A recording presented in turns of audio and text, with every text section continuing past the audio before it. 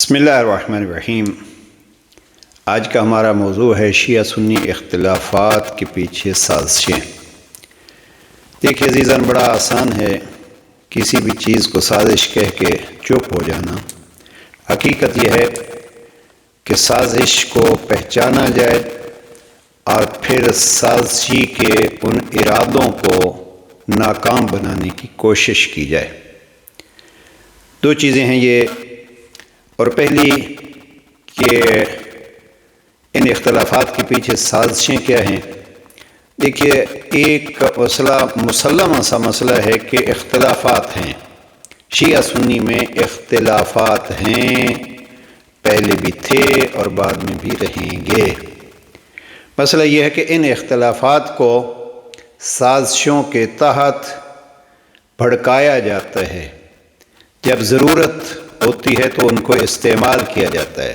جملات دہرا رہا ہوں، اختلافات تھے، ہیں اور رہیں گے، لیکن ان اختلافات کے پیچھے جو سازشیں تھیں سے مراد کہ ان اختلافات کو کن سازشوں کے تحت استعمال کیا جاتا ہے۔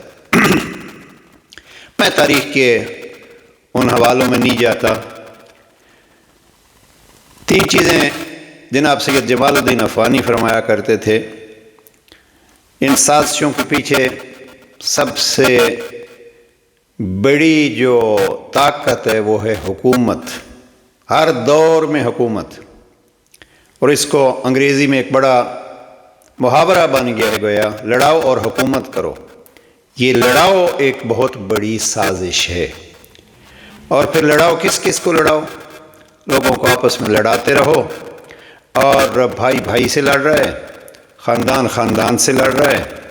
یہ لڑائی مختلف ممالک میں مختلف مقامات پر مختلف ناموں سے لڑی جاتی ہے۔ علامہ اقبال نے فرمایا کہیں زبانوں پہ، کہیں کلچر پہ اور مختلف، لیکن ہمارا موضوع ہے اسلام، اور افسوس اس پہ ہوتا ہے کہ اسلام کے نام پہ، مذہب کے نام پہ، دین کے نام سے لڑائی کی جاتی ہے اور کرائی جاتی ہے۔ کرانے والے وہی سازش ہے کہ لڑاؤ اور حکومت کرو۔ دوسرے ان کے سب سے بڑے اعلی کار ہوتے ہیں، ابھی بہت سارے تاریخی حوالے میرے سامنے آ رہے ہیں، نہیں عرض کرنا چاہتا۔ دوسرے ان کے اعلی کار بقول سید جمال الدین افغانی کے رؤسائے دین، مذہبی رہنما ہوتے ہیں، وہ اس کو پھر مذہب کا نام دیتے ہیں۔ لہذا حکومتوں کو مضبوط کرنے کے لیے طاقتیں لڑاتی ہیں۔ اور ایک اور پہلو بھی ذہن میں رکھیے جو آج کل استعمال ہو رہا ہے مسلمانوں کو لڑانے میں، وہ کیا ہے کہ حکومتوں کا حصول، بڑی طاقتیں خود کنٹرول کرنے کے لیے لڑاتی ہیں، اور ان بڑی طاقتوں میں سے شیطان خود ایک طاقت ہے۔ اور پھر استعمال کیا کرتے ہیں؟ آپ یہ کرو تو ہم آپ کو وہاں کی حکومت دیں گے۔ جیسے یزید نے عمر ابن سعد کو قتل امام حسین علیہ السلام پر آمادہ کیا تھا، رے کی حکومت ہم دیں گے۔ آج یزیدیت بھی ہے۔ یزید نے جناب سید الشہداء کو کیوں قتل کرایا تھا؟ اپنی حکومت کو مضبوط کرنے کے لیے۔ اور بہت سارے لوگ اسلام کے نام پہ یزید کے طرفدار تھے اور ہیں۔ اور پھر آگے اس نے کیا کہا؟ میں آپ کو حکومت دوں گا۔ لیکن دیکھیے، اللہ سبحانہ وتعالیٰ کا اپنا ایک طریقہ ہوتا ہے۔ تو پہلی چیز، حکومتیں لڑاتی ہیں، لہٰذا اس کو دیکھیے کہ کہیں ایسا سلسلہ نہ ہو کہ دین کے نام پر ہم لڑ رہے ہوں اور حکومت اپنی حکومتوں کو مضبوط کر رہے ہوں، یا کسی کو حکومت دینے کا دھوکہ دیے ہوئے ہوں۔ بہرحال اللہ سبحانہ وتعالیٰ نے قرآن مجید میں واضح فرمایا، اور کسی وقت انشاءاللہ نقل کریں گے۔ اللہ سبحانہ وتعالیٰ کا ارشاد ہے کہ یہود و نصارہ آپ کے دوست نہیں ہیں، آپس میں وہ ایک دوسرے کے دوست ہیں، آپ کے دشمن ہیں، آپس میں وہ ایک دوسرے کے دوست ہیں۔ اور یہ آج زمانے میں بڑی واضح سی بات سامنے آ چکی ہے کہ قرآن مجید کا یہ فرمان، وہی حضرت عیسیٰ کے ماننے والے جو حقوق حیوانی کے تو قائل ہیں بڑے، لیکن جب ہزاروں کی تعداد میں بچے، عورتیں اور یہ مظلوم پس رہے ہیں، تو اس وقت وہ ان کو حقوق کا خیال نہیں ہوتا۔ اللہ سبحانہ وتعالیٰ نے قرآن مجید میں یہ واضح فرمایا ہے کہ آپ اگر لڑیں گے تو آپ کی طاقت ختم ہوگی۔ میں اس موضوع کو کسی اور وقت پہ چھوڑتا ہوں، اس وقت فقط اتنا عرض کرتا ہوں کہ آئیے ان اختلافات کو جھگڑوں کا سبب نہیں بنائیں، اور یہی ہمارا موضوع ہے۔ یہ کتاب ہے، بڑی اچھی کتاب، اردو میں بھی اس کا ترجمہ ہے، معالم المدرستین، علامہ سید مرتضیٰ عسکری مرحوم، بہت ساری اور بڑی اچھی اچھی ان کی کتابیں ہیں، اور ایک ہمارے اس دور کے رحلت ہو گئی ہے، ملاقات ہماری ایک ہوئی ان سے۔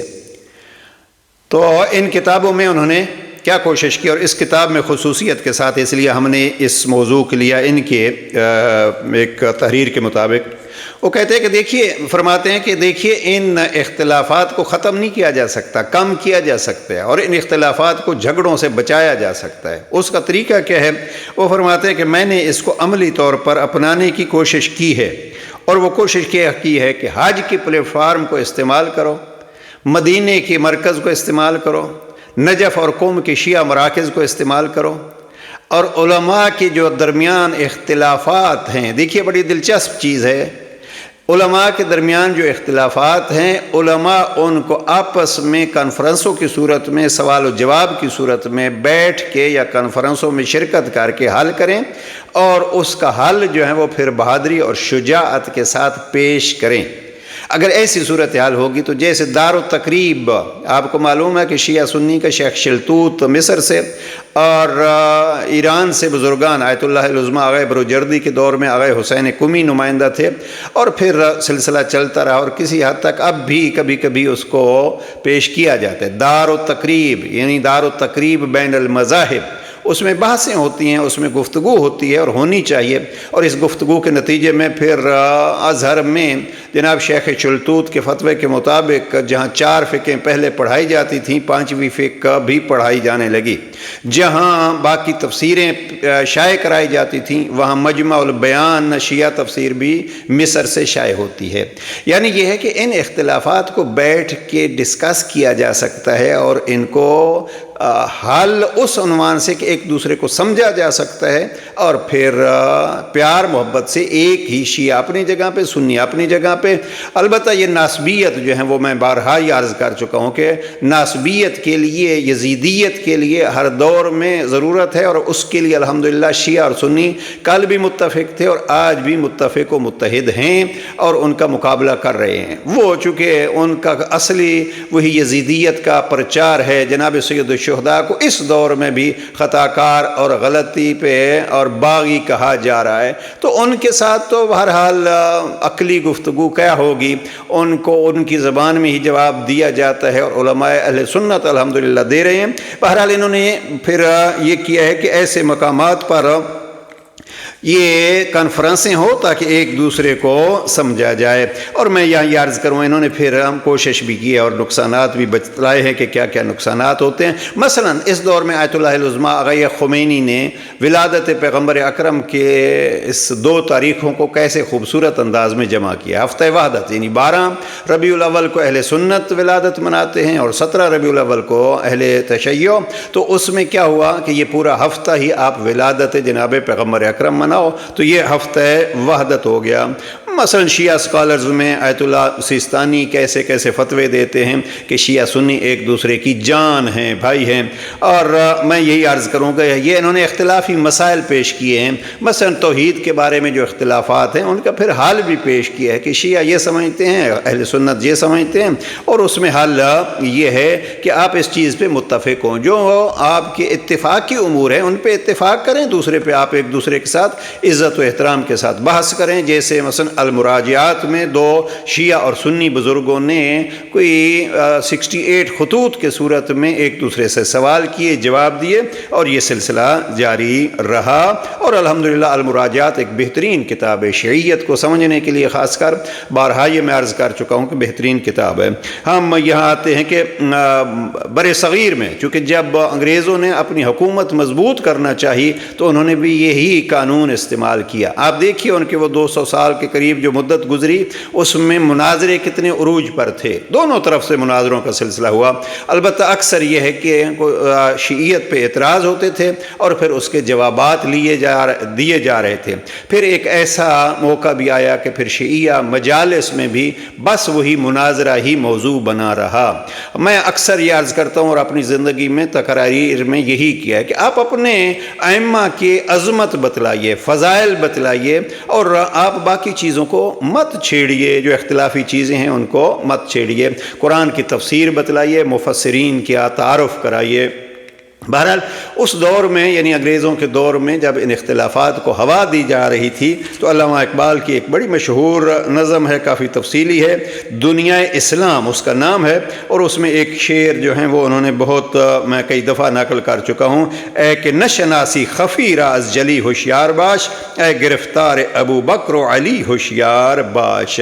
اب علامہ اقبال بھی یہاں اس پہ زور دیتے ہیں، اور یہ نظم جو ہے وہ ایک ایک جملہ پڑھنے کا ہے، یہاں پھر انشاءاللہ کسی وقت عرض کریں گے کہ علامہ اقبال نے اس کا نقصان کیا بتلایا۔ فرماتے ہیں کہ ٹکڑے ٹکڑے جس طرح سونے کو کر دیتا ہے گاز، حکمت مغرب سے ملت کی یہ کیفیت ہوئی، ٹکڑے ٹکڑے جس طرح سونے کو کر دیتا ہے گاز۔ انہوں نے ٹکڑے ٹکڑے کر دیا ہے، ہم ٹکڑے ٹکڑے ہو رہے ہیں، اور پھر ہر کوئی اس پہ خوش بھی ہے کہ میں ہی بڑا مفکر ہوں۔ علامہ اقبال کے شعر پہ گفتگو ختم کرتے ہیں، ایک ہوں مسلم حرم کی پاسبانی کے لیے، نیل کے ساحل سے لے کر تا بخا کے کاشغر۔